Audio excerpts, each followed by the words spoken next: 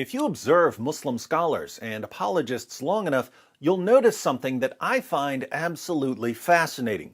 There are basically two steps to Islamic apologetics. Step one, keep people in a state of ignorance. Fill their heads with myths about how wonderful and perfect Muhammad was, and about how amazing and brilliant the Quran is, and keep these people as far away from reality as possible. Step two, if a Muslim, for whatever reason, learns a fact that conflicts with the myths you've filled his mind with, then lie to him about the significance of the fact and lie to him about everything related to the fact. I've seen this over and over and over again. Let me give you an example. Since we've been talking about Sheikh Yasir Qadhi recently, we'll consider some of his comments about Uthman burning the early Quran manuscripts. As we all know, Muslims are told all their lives that the Quran has been perfectly preserved from the time of Muhammad. They're told that there isn't a single variant anywhere in the entire manuscript history of the Quran. They believe this utter nonsense because, again, step one of Islamic apologetics is to keep Muslims in a state of ignorance. But because non-Muslims keep putting out articles and videos about the history of the Quran, and because we keep quoting Muslim sources about changes in the Quran, Muslims occasionally learn some basic facts about the history of their book. For the past 2 decades, critics of the standard narrative have been putting out a ton of material, and many Muslims, thanks to us, have learned something interesting about the Quran. They learned that Uthman, the third of the rightly guided caliphs, burned the early Quran manuscripts. Burning books is something that tends to stand out in people's minds when they hear about it. So, when we show Muslims from their own sources that Uthman burned the early Quran manuscripts, they tend to remember this. Naturally, over the past 2 decades, many Muslims have gone to their scholars, asking them to explain why the Caliph Uthman had to burn the early manuscripts. These concerned Muslims said, in effect, "You told us that the Quran has been perfectly preserved right down to the letter. How can we reconcile our belief in one perfect Quran with early Muslims burning manuscripts?" Now, if my theory is correct, a Muslim scholar who responds to this question is going to minimize the significance of the fact he's trying to account for, and he's going to lie about everything related to the fact. He's going to try to lull his Muslim listeners back into a state of ignorance. Let's see if I'm right. In a 2012 video titled, "Why Did Uthman Burn the Quran?" Sheikh Yasir Qadhi admits that people have been asking him about this. The question that many people ask us is, why did the third Caliph of Islam, Uthman, why did he burn all of the Qurans of his reign and his empire? So people found out from us that Uthman burned the early Qurans, and they went to scholars like Sheikh Yasir Qadhi for answers. Yasir Qadhi informed them that in Islam, burning the Quran isn't exactly a bad thing. This is a cultural misunderstanding, because from the Islamic tradition, when you burn the Quran, you're not disrespecting it. In fact, this is the way to respectfully dispose of it. Why did Uthman burn Qurans? Well, some Muslims were making copies of the Quran on their own, and they didn't always do a good job. And people would simply copy with their own hands any copy that they had. And obviously human errors occurred. Obviously when you have 6th, 7th, 8th generation copyists, anybody at home who knows how to read and write is just copying the Quran, obviously errors are going to creep in, and there's no question that there were variances, spelling mistakes. But Uthman had the solution. Make one standard version of the Quran. The third Caliph, Uthman, made a very simple decree, and he said, look, anybody who wants a copy of the Quran has to copy it directly from the master copy. And to facilitate this, Uthman made a number of master copies from the original one, and he sent one master copy to every major city in the Islamic province, and this master copy was kept in the grand mosque of the city. And from then on, anybody who wanted a Quran was free to go to the master copy and copy it directly from the original copy that was in the main mosque of the city. But what about all of the other Qurans with all of the mistakes?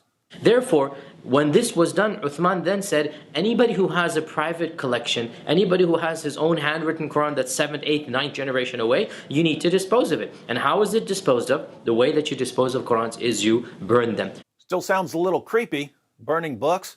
What if people didn't want to hand over their copies of the Quran?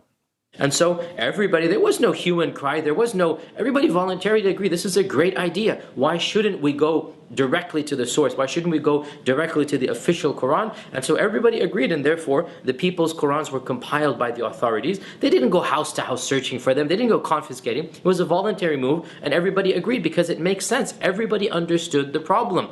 So it was totally voluntary and everyone agreed, and the Quran lived happily ever after. So the Caliph Uthman standardized the copies of the Quran, and therefore from his time up until our time there has never been two copies of the Quran that are different even in one letter or one word, and this is because of the far-sightedness of the Caliph Uthman, and it's something that we're forever grateful for. Now, we already know that Yasir Qadhi's claim that there are no Quran variants since the time of Uthman is a lie wrapped in a fantasy and smothered with pure evil. But what about his claim that everyone agreed with Uthman? Everybody voluntarily agreed this is a great idea. And so everybody agreed, and therefore the people's Qurans were compiled by the authorities. Everyone thought it was a great idea. It was a voluntary move, and everybody agreed because it makes sense. Everybody understood the problem. Has Sheikh Yasir Qadhi read Islam's most trusted sources? Of course he has. So does he know he's lying? Absolutely.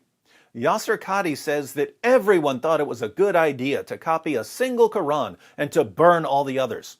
I'm sure Yasir Qadhi has heard of Ibn Masud, but in case he's forgotten, I'll refresh his memory. Sahih al-Bukhari, 3808. Narrated Masruq. Abdullah bin Masud was mentioned before Abdullah bin Amr, who said, "That is a man I still love, as I heard the Prophet saying, 'Learn the recitation of the Quran from four.' From Abdullah bin Masud, he started with him, Salim, the freed slave of Abu Hudhaifa, Muad bin Jabal, and Ubay bin Ka'b." So Muhammad gave his followers a list of his best Quran reciters, and Abdullah ibn Masud was first on his list. Abdullah ibn Masud was Muhammad's top reciter of the Quran. I wonder what Ibn Masud thought about Caliph Uthman forcing everyone to copy the standardized Quran of Zayd ibn Thabit. Jamiat Tirmidhi, 3104. Az-Zuri said, Ubaydullah bin Abdullah bin Utbah informed me that Abdullah bin Masud disliked Zayd bin Thabit copying the Musahif, those are copies of the Quran, and he said, "O you Muslim people, avoid copying the Mus'haf and recitation of this man. By Allah, when I accepted Islam, he was but in the loins of a disbelieving man," meaning Zayd bin Thabit. And it was regarding this that Abdullah bin Masud said, "O people of Al-Iraq, keep the Musahif that are with you and conceal them. For indeed Allah said, and whoever conceals something, he shall come with what he concealed on the day of judgment. So meet Allah with the Musahif." Az-Zuri said, "It was conveyed to me that some men among the most virtuous of the companions of the Messenger of Allah disliked that view of Ibn Masud." So, Uthman ordered everyone to copy the Mus'haf of Zayd ibn Thabit. Sheikh Yasir Qadhi says that everyone thought this was a great idea. And yet we find Muhammad's top Quran reciter ordering his followers to avoid copying the Mus'haf and recitation of this man. Sheikh Yasir Qadhi says that everyone thought it was a great idea to burn all of their non-standardized copies of the Quran. And yet we find Muhammad's top Quran reciter ordering his followers to keep the Musahif that are with you and conceal them. Don't hand them over to be burned. Muslims, do you have any clue how clearly and obviously this fact alone completely destroys your claims about the Quran? The Quran you use today ultimately goes back to Zayd ibn Thabit's Quran. But Muhammad's top reciter of the Quran said, "O you Muslim people, avoid copying the Mus'haf and recitation of this man." You copy and recite a Quran that Muhammad's top Quran reciter condemned. Was Ibn Masud wrong? If so, then Muhammad was wrong for telling people to learn the Quran from Ibn Masud. Let's read another passage. In the 650s, a bunch of Muslims decided to rebel against Uthman. We read about one of their objections to his leadership In the History of At-Tabari, Volume 15, page 156, Uthman declares, "The dissidents say, the Quran used to be preserved in a number of different written versions, and you have abandoned all but one. But verily the Quran is one, and came through one man. In this matter, I have only followed these. Is this the case?" Yes, they replied. They sought to have him kill the dissidents. And we have a footnote. The reference, of course, is to Uthman's decision to establish a single definitive recension of the Quran and to destroy the existing versions with their many discrepancies.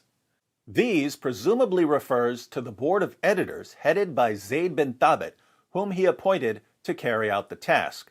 So when Uthman says, "In this matter I have only followed these," he's saying, "I just went along with Zayd ibn Thabit and co." So Sheikh Yasir Qadhi claims that everyone thought it was a great idea for Uthman to standardize the Quran and to burn all competing Qurans. And yet, there were Muslims who condemned Uthman for doing this. By the way, notice the lie of one Quran being established. The reason Uthman decided to standardize the Quran was that different Qurans were being used by different Muslims. Uthman issued an official version and ordered everyone else to hand over their Qurans. Even Ibn Masud, Muhammad's top Quran reciter, despised Zayd's version of the Quran. Many people in the Muslim community were upset at Uthman for doing this. But when it was brought up to Uthman, he would reply, "Come on, we all know there's only one Quran, right?" What we see in these passages is that there were two kinds of Muslims: Quran-focused Muslims and unity-focused Muslims. Quran-focused Muslims had a Quran-first mentality, and they wanted to be honest about the Quran. Unity-focused Muslims had a unity-first mentality, and they were quite happy to lie about the Quran as long as their lies led to greater unity in the Muslim community. 14 centuries later, we can see that the unity-focused Muslims won, at least on this issue. If a Muslim so much as thinks about telling the truth about the history of the Quran, he will be abrogated by his fellow Muslims, who will view him as a traitor. In fact, this is the best way to understand the current crisis over Sheikh Yasir Qadhi.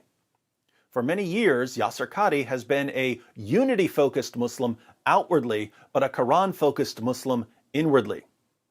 In public, he would proclaim the perfect preservation of the Quran from the time of Uthman. But behind closed doors, he would admit that there are holes in the narrative. Some Muslims decided to bring the real Yasir Qadhi to the surface by publishing his private emails. And in his now abrogated interview with Muhammad Hijab, Yasir Qadhi admitted that the standard narrative has holes in it. Sheikh Yasir Qadhi is currently being abrogated by a community that has dug itself so deep into a pit of fantasy and delusion, the mere mention of facts and evidence is enough to get you classified as a heretic or an apostate. In the 7th century, they burned manuscripts. In the 21st century, they delete videos. But the goal is always the same. The only difference is that whereas we can't recover burned manuscripts, we already downloaded the deleted videos. It seems that Uthman's desperate attempt to impose the myth of one Quran was all in vain.